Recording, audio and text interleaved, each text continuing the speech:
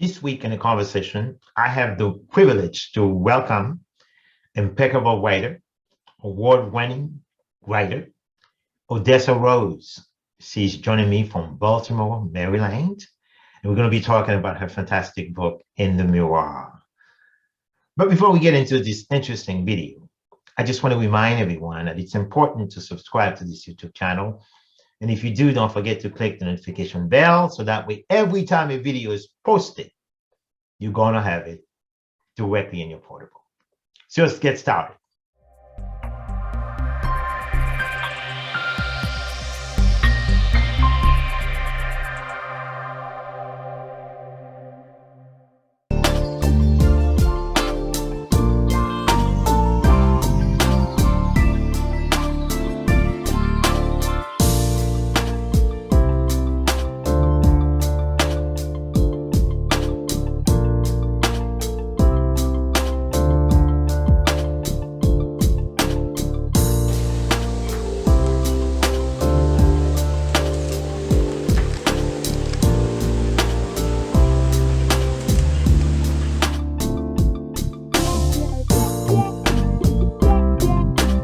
Again, my name is Ardain Isma, and I'm here this evening with an impeccable author. I'm speaking with Odessa Rose, and we're going to be talking about her fantastic book I've had the privilege to read, In the Mirror. But to get started, Odessa, welcome to the conversation. Oh, thank you so much for inviting me. I'm very excited to be here. I've been watching everybody else be on, so it's been I love this show, and it's pretty cool to just actually be here. So thank you. Okay. Well, so, as what's the show? So would you please tell the viewers of CSNS Magazine who is Odessa Rose? And every time you ask everyone that question, I'm like, what am I going to say? Well, I'm an author. I'm a wife. My husband and I will be married 36 years come this June. We have 3 wonderful children. I live in Baltimore. I grew up here, and I just love this city. And I love writing. I love writing. I love words. So we all do as writers, you know. Yes. The biggest misfortune that can befall us is to put it someplace where we are prevented from writing. Yes. Yeah. If I can't write, if I can't read something, the back of a cereal box, something. Yes. You know, I have to say, it's been a long time since I've read a romance story which is so descriptive. Oh, okay. Yeah. But before I get into the, your beautiful descriptive, I would say writing style, I just want to ask you this question here, because there's one thing you say, don't be afraid to fail, be determined to succeed. Yes. Please elaborate, at least teach our audience the deeper meaning of that. I think the best way to give the meaning is to let you know where it came from. It was my last year of undergrad. Last semester, I was pregnant with our first son, and I didn't feel like doing any more work. I was like, okay, I'm ready to have this baby. I'm tired. But I had this really, really big paper that I had to do. Okay. And it wasn't coming to me, and I didn't know why. And I was afraid to sit down at the computer because nothing was coming. I would just, I was like, oh my God, this is my last semester. I have to pass this class or else I'm not going to graduate. And so I was coming home, and I was coming home from work, and as I was driving, I said, don't be afraid to fail. Be determined to succeed. Mm-hmm. And I wrote it down so I would never forget it. And that's where it came from. It was just my way of talking to myself and making myself just believe that I could do this I could pull this paper out. And I did. I went home, sat in front of the computer, and for like 2-3 days, I just worked on that paper until I got that paper right. So that's where it came from. That's the power, of faith and devotion.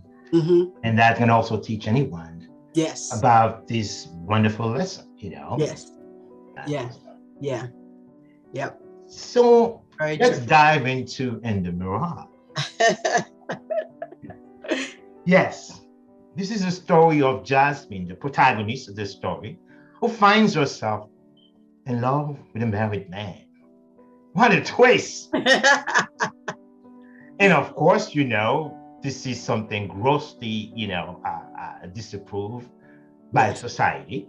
Yes. Her best friend, Candy, rejected that. So do her parents. Yes. But she persists. Let me ask you a question, Odessa. Can love Yes. be so powerful that it can force someone beyond reason to go for it? I think so. I think you're, especially where Jasmine is concerned, because of her age and because of, she wants what everybody else has that's around her. She wants what her mother and father has, the loving relationship they have. She wants what her best friend has. And she just sees that she's getting up in her 40s and she's like, okay, it's not here. And so when Daniel comes, she's at a vulnerable point in her life. So when she falls for him, it's not just him, but it's everything about being in love and wanting that family and wanting those types of close relationships that can drive you to do that, I think. And you know what? There's something you say just so happened, and I'm gonna try to see if I can read that. Mm-hmm. Yeah. In reference to what you just said, she's Jasmine watched the girls with the high breasts, untamed curves, uninhabited hips, long strident legs, soft round behind, and she remembered when her twin, tight buddy, had the finest boys in the city running behind her. Mm-hmm. So where did that time go? Right. Right. Where did it go? Right. Right. And my coworker and I were talking today. It's like the older you get, the faster time goes. It seems like it So just true. jumps.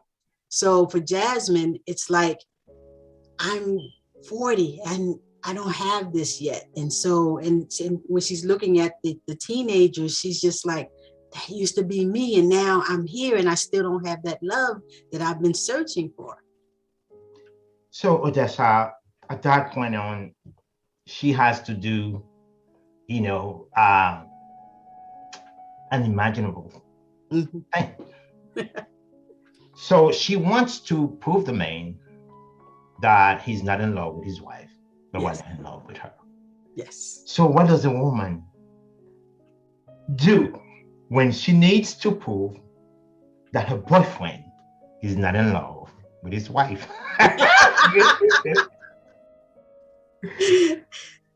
That's what she decided to do. She's just like, and it's funny because she says she's going in there, she's doing this to prove it to her parents and to prove it to her girlfriend. But she's really going in there, I think, for herself as well. She has to prove it to herself. Is that what you call a love wrecker? Yeah. Yes. I mean, this story describes our reality because I Yes. know this great 19th century writer. I'm sure you you heard of Alexandre Dumas, Mm-hmm. who wrote the Three Musketeers. By the way, Dumas is descendants from Haiti, actually. So he said, Alexandre Dumas said what you call the Negro Blanc, which is the white Negro, because he was such a fair complexion. Yeah, he said, you know, the wedlock, when you live in a wedlock, that's the worst thing that can happen to a man because he was a womanizer. You know what I mean? And throughout his writing, you can see that. So, yeah, when someone is married with that son, Yes. and the person finds himself having second thought in the marriage, Mm-hmm. maybe I did it too early, or maybe I thought I Right. was really, this is she or he's going to be my companion for the rest of my life.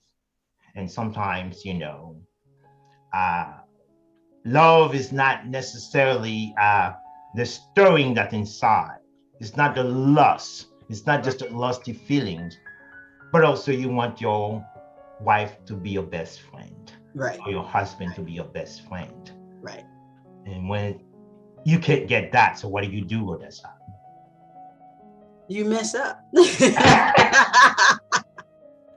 You mess up. But one of the things that Daniel doesn't have that reason. And I purposely did that because I always hear reasons why people, are unfaithful. And as I was writing this story, I was like, when you boil it all down, they do it because they want to. Not so much because this spouse isn't doing this. You have spouses that have done everything they were supposed to do, and then the guy still does it, or the wife still does it. It actually just, for me, I think it just boils down to something that you just want to do. You want to do it, and you don't want any consequences for it. You don't want your wife to find out. You don't want your husband to find out, but you just want to do it, and that's that. And so with this story, I purposely, and I do it with a lot of my books, because people always have reasons. This is why I did it. And when you boiled it down to, you did it because you wanted to. It wasn't some big old thing. It wasn't, oh, well, my wife didn't, she didn't have my dinner on the table in time. It was just something that you wanted to do. And so Daniel doesn't have any of those excuses. And one of the things that Jasmine does when she first meets Daniel, she waits for him to tell her all of the things that most men tell women as to why they cheat. She's not sexy. She's not, and she runs it all, every excuse that I've ever heard men say as to why they cheat, or women say as to why they cheat. And she's waiting for him to say, yeah, that's it. And he says nothing, because that's not why. He can't badmouth his wife. He can't say she's not a good mother. She's neglecting me. She's doing this, she's doing it. He can't say any of the things that most people say as to why they cheat. And I thought and so to me, that makes it even harder. It's hard to cheat. You have to get in your mind, this is what I'm going to do. And then you have to come up with these reasons for it. One thing I like about you, Odessa, I love the way you manage your pen. You just keep the reading on its toes. I like that. And reading through your book, it reminds me of a cousin of mine when I was in college. We were cousins, but we were very close. My female cousin, and one day she was crying. She had just had a meltdown with her boyfriend, and she thought that it was over.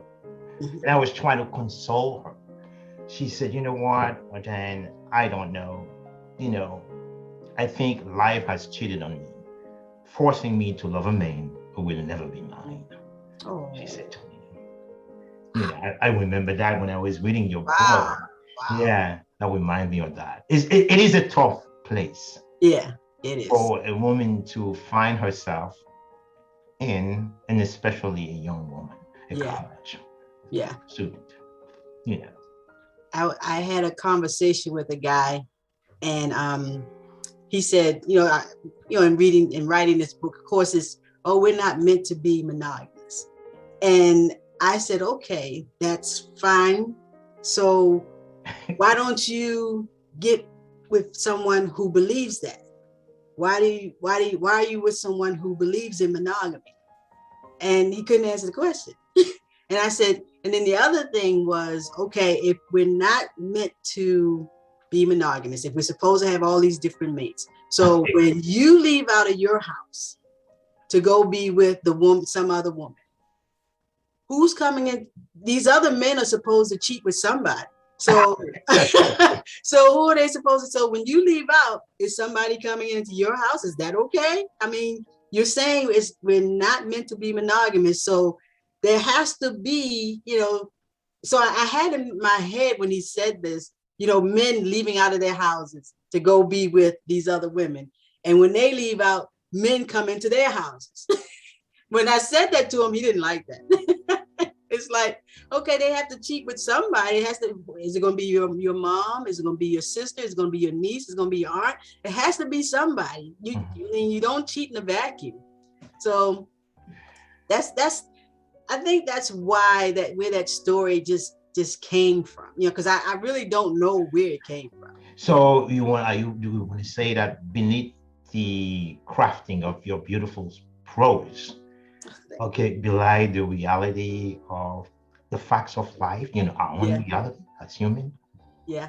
Another way you're forcing us to take a second look at our own imperfection. Exactly. Okay. Because we don't ever want to look at that.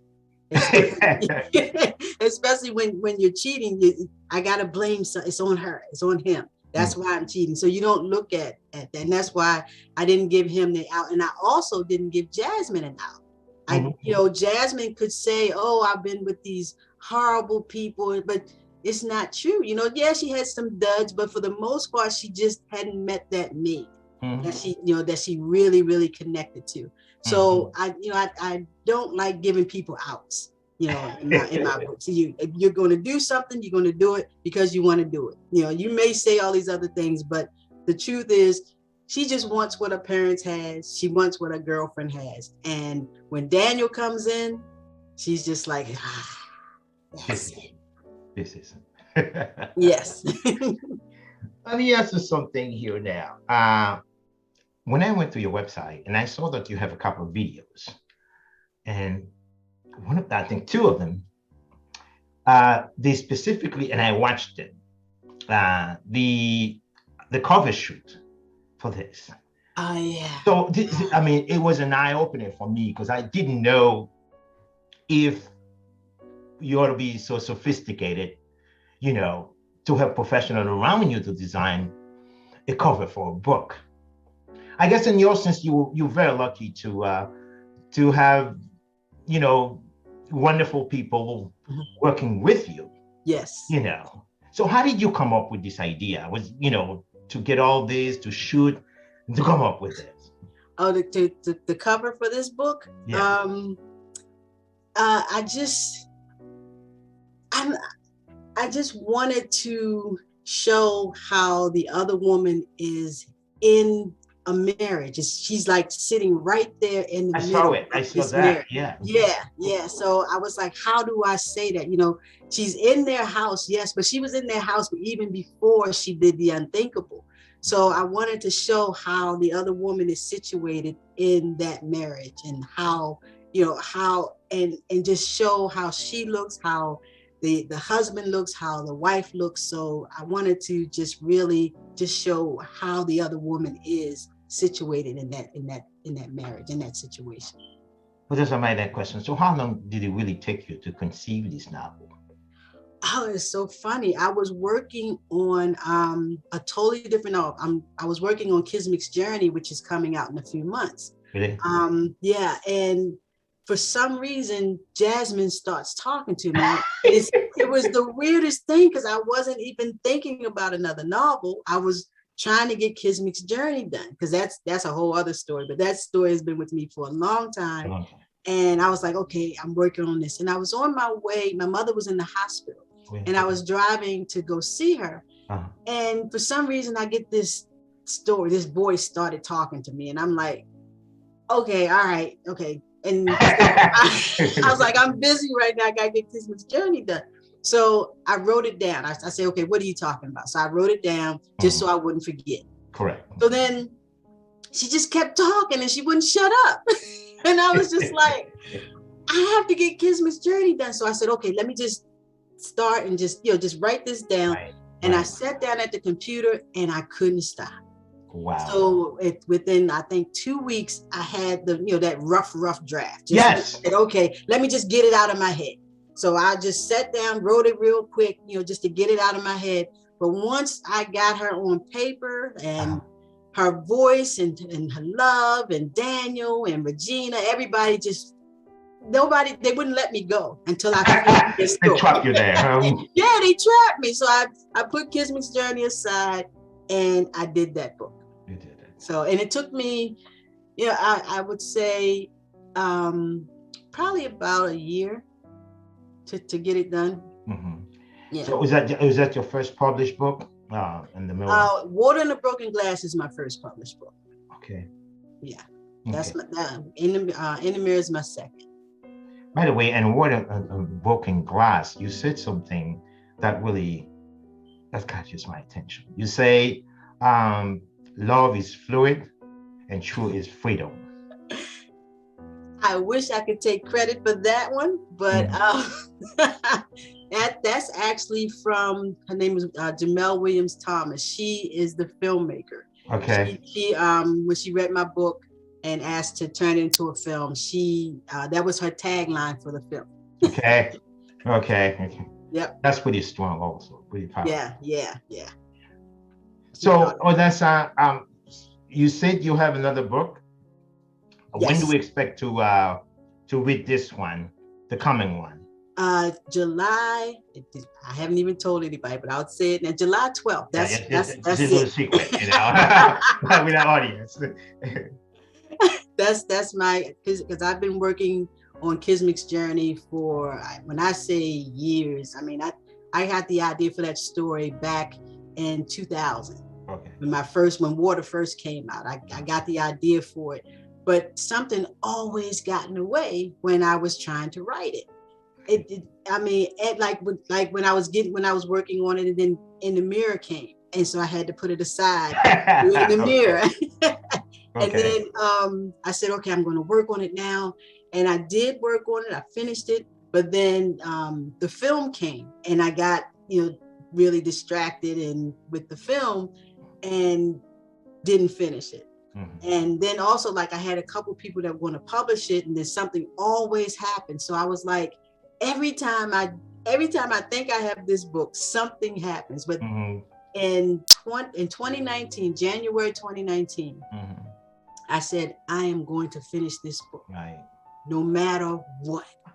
And so I wouldn't let anything stop me. So from 2019, although I finished it I actually really finished it in 2021, February. Yep. Okay. February 2021. Okay. And I was having, and even during 2020, I was having a hard time trying to finish it with all the stuff that was going on, in the world. And I was really upset about it. And I was wondering, am I supposed to do this? People are being killed in the streets, and voting rights and all these things. There was so much going on. And I thought that I was supposed to do something else to help. But God gave me 3 signs that told me keep writing, because I wouldn't stop writing, but I kept questioning him, going, is this enough? Is this what I'm supposed to do?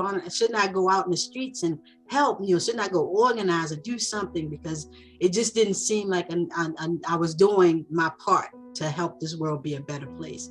And when I finished it in February of 2021, I thank God that I didn't quit. I was so happy. And so now I'm like, okay, now it's time to really get it out there. Okay. All right. So we expect to have it now, me personally, in my hot little hands. Yes. Yes. Okay. Let me ask you this question. They always say the dazzling, I would say, fascination with African-American literature is the skillfulness of African-American writers. Let me ask you this question. Do you think it's because you can see through these poetic lines the resilience that has always, been the trademark of Afro-Americans throughout the years and the struggle, eating struggle for emancipation, struggle to be recognized, struggle for civil rights. Do you think it's because of that, Odessa? I think so. I think even especially with what I just said, we've been through so much, and we're still here. We're still here. We're still fighting. We have our problems, of course, but we seem to never give up. No matter how dire the situation is, we seem to just keep fighting. We never give up. And I think it's our faith. I think it's our strength. We just can't give up. And I'm glad that we don't. Of course, yes. I mean, if you stop fighting, then you Right. you just forego your right to of existence. Period. Right. Right. Let me ask you a question now. Who's your favorite African American writer? Toni Morrison.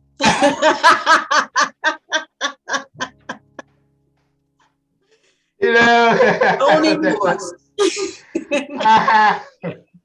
I love the way she writes. I think I get a lot of, like, I know when I'm being really lazy and I'm like, okay, the birds in the trees, da, da, da, da, da, da, da. Oh, that's a great sentence. Yes, I can go on. And I know it's not. So I'll read something from Toni. All I got to do is hear her voice, hear her read, or just read something from, just go pick up one of her books, pick it up and open it up anywhere and read a sentence. And I go, okay, that's crap. Go back and fix it. I just love the way she writes. She has in Song of Solomon, there is a passage where she's describing a house. And she said, well, she's describing the character Milkman walking toward the house. And he's in this high grass.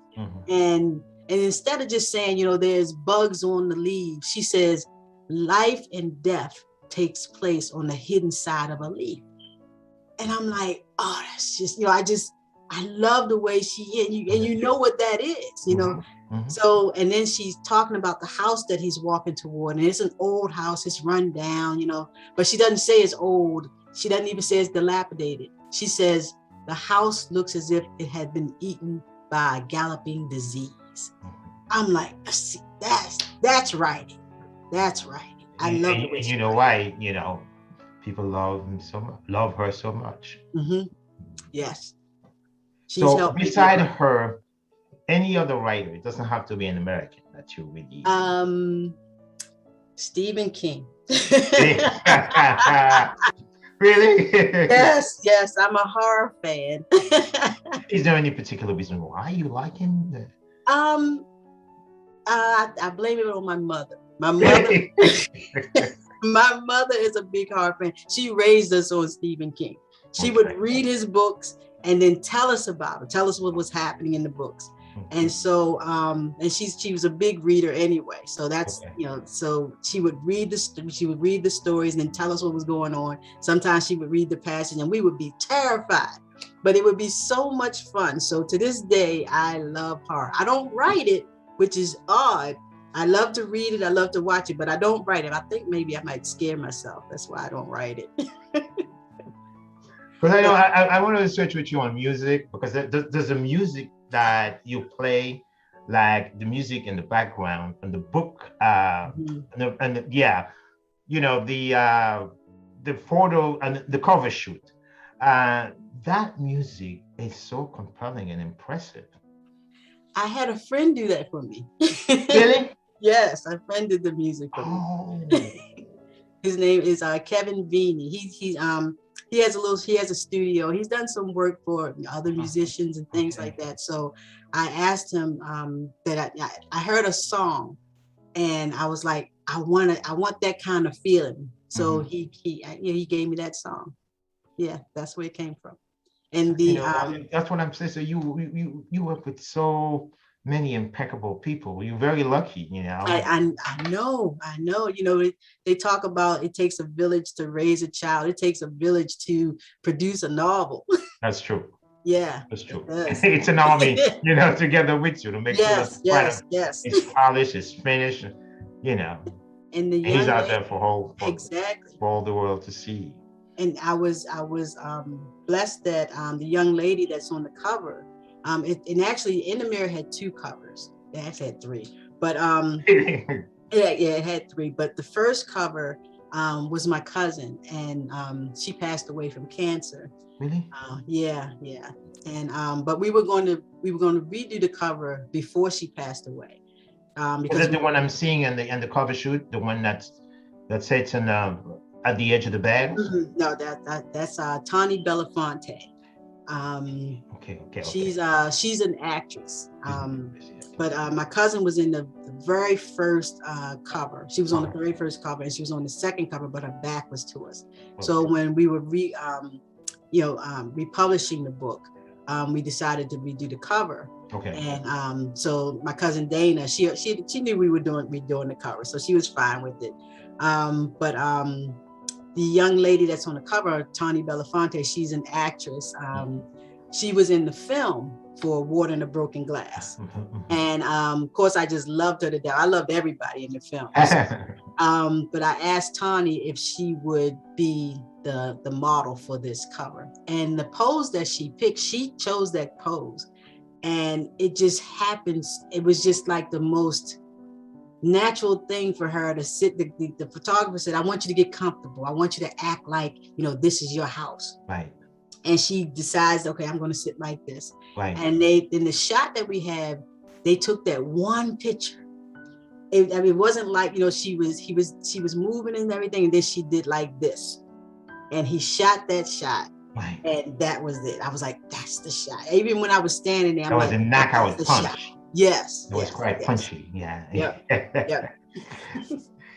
We can talk forever. I know. But because, for the purpose of time, I can definitely come back. Maybe when I drove up there, because my son goes to GU. Oh, yeah. And I will be traveling a lot to DC. I'll probably have a stop in Baltimore. You can stop here anytime. I'll take you to get some crabs or something. Yeah. So my last question of this, if there is something you want to teach our young writers out there who would want to pursue your product, becoming such an impeccable writer, screenwriter as you are, so what lesson would you give them? Would you give, him or her, any young person? I would tell them definitely read as much as you can. The more you read, the better at writing you'll get. I know we have it takes a lot to read because we don't have a lot of time. But try to read as much as you can, read as widely as you can. Because you'll see that it'll help your writing grow, and you'll already see what sentence is there. And don't settle for that first sentence. When you're first getting it down on paper, that's fine. But then kind of go back and just see what you can do, see how you can write it differently. Right. So that's just don't settle for that first sentence. No, we're tooling it. Yes. Tooling it. And they say writing is rewriting, and that's the part I love the best. I love going back and playing with the words. So read as much as you can and then write. And you know what? So funny. They say, perfection is a relative term. But you know what? Every single writer I know is a perfectionist. Because there's always the scare out there, It's out. Yes. You want it right. Exactly. But we do know we have to let go. Yes. You know what? A young writer from Canada told me that a few weeks ago. At some point in the game, you have to call it. Yeah, you do. And it's your call, Yeah. And trust yourself. Trust that you've made that right call. Okay. So with that, I'm just going to say it's been more than a pleasure to have Odessa Rose, such an impeccable writer, in the conversation. Well, I thank you. I love being here. Thank you so much.